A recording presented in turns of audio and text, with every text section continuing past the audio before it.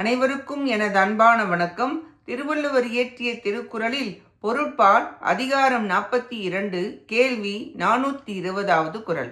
செவியின் சுவை உணரா வாய் உணர்வின் மாக்கள் அவையினும் வாழினும் என். காதுகளால் கேட்டறியும் சுவைகளை கேட்டு உணர்ந்து கொள்ளாமல் வாயால் சுவைத்து உண்ணப்படும் சுவைகளையே அறிந்த மக்கள் இறந்தாலும் வாழ்ந்தாலும் உலகத்திற்கு நன்மை ஒன்றும் இல்லை. விலங்காக உள்ள மனிதர்கள் 5 அறிவு உள்ளவர்களே.